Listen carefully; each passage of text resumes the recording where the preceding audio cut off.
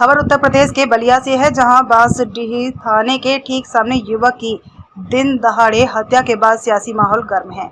चर्चा यह भी है कि बीते दिनों भी कई बार जानलेवा हमला किया गया है, जिस पर पुलिस ने कार्रवाई नहीं की। अंत में ठीक थाने के सामने हत्या कहीं न कहीं पुलिस पर सवाल खड़ा कर गया है।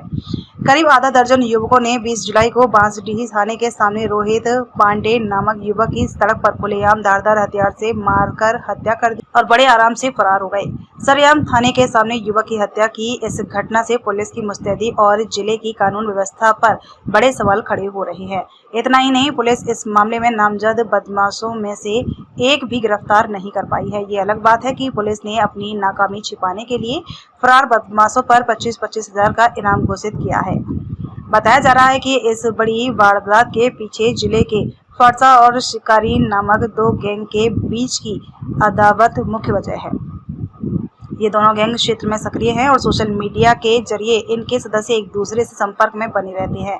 दोनों गैंग के बीच कई बार खुलेआम सड़कों पर टकराव हो चुका है। दोनों ओर से बांसडीह थाने में एक दूसरे पर केस भी दर्ज कराए गए हैं। बावजूद इसके पुलिस कार्रवाई के नाम पर सोती रही। गैंगवार के चलते ही इतनी बड़ी वारदात को बदमाशों ने खुलेआम अंजाम दिया, ताकि अपराध की क्षेत्रीय दुनिया में उनकी हनक बनी रहे।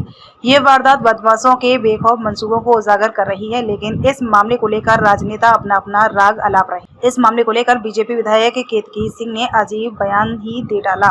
उन्होंने कहा कि इस मामले में सपा मुखिया और उनकी पार्टी इस घटना की निंदा क्यों नहीं करती। उन्होंने घटना पर कार्रवाई के सवाल पर कहा कि ऐसी कार्रवाई की जाएगी कि वो नजीर बन जाएगी।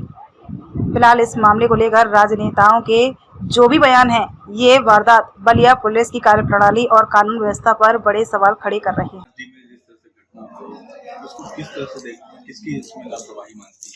देखिए, ये थाने के सामने जिस तरह से हत्या हो जाती है, ये बहुत बड़ा प्रश्न है और ये सवाल मुझे इस पे मैं जरूर अखिलेश यादव से सीधे सवाल पूछना चाहती हूँ कि इनका ये जो प्रेम होता है, ये भाव के हिसाब से कैसे आता है, जात के हिसाब से कैसे आता है। मुझे नहीं लगता कि पूरी समाजवादी पार्टी ने, मैं पूरे उसके साथ कह सकती हूँ चुनौती के साथ, कि पूरी समाजवादी पार्टी के किसी एक नेता को छोड़ दीजिए, किसी एक कार्यकर्ता ने इस घटना की निंदा की। अरे विपक्ष हो तो विपक्ष की भूमिका भी तो निभाते, परंतु जब वोट लेने की बारी आई थी तब इनको ब्राह्मण याद आ रहे थे।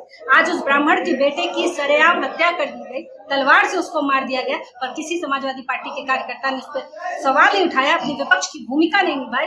ये तो बड़ा बहुत ही ये एक इनके हिसाब का प्रश्न हो जाता है कि जब आपको जहां लगेगा वहां आप मदद करेंगे, जहां नहीं लगेगा वहां नहीं करेंगे।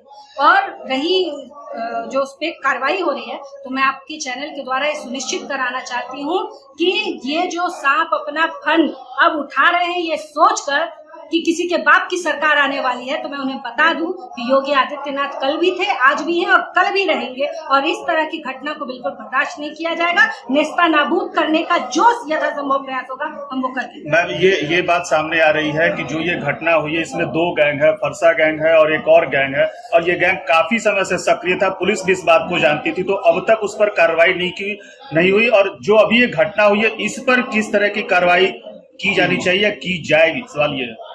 देखिए, ये जो गैंग की आप बात कर रहे हैं, तो मैं आपको बता दूं कि पिछले 5-6 सालों में इस गैंग की गतिविधियों पे बहुत भारी कमी आई है और कई इसके जो मेंबर थे उनको पकड़ा भी गया, कई के ऊपर बहुत बड़ी कार्रवाई भी की गई, गैंगस्टर भी लगाया गया और इनकी कमर तोड़ने का काम हुआ है। और रही बात कि इस पे क्या कार्रवाई होगी, तो ऐसी कार्रवाई होगी जो उदाहरण बनेगा, क्योंकि भारतीय जनता पार्टी जात पात धर्म की राजनीति नहीं करती। भारतीय जनता पार्टी सबके साथ की बात करती है, जिसके साथ अन्याय होगा भारतीय जनता पार्टी उसके साथ।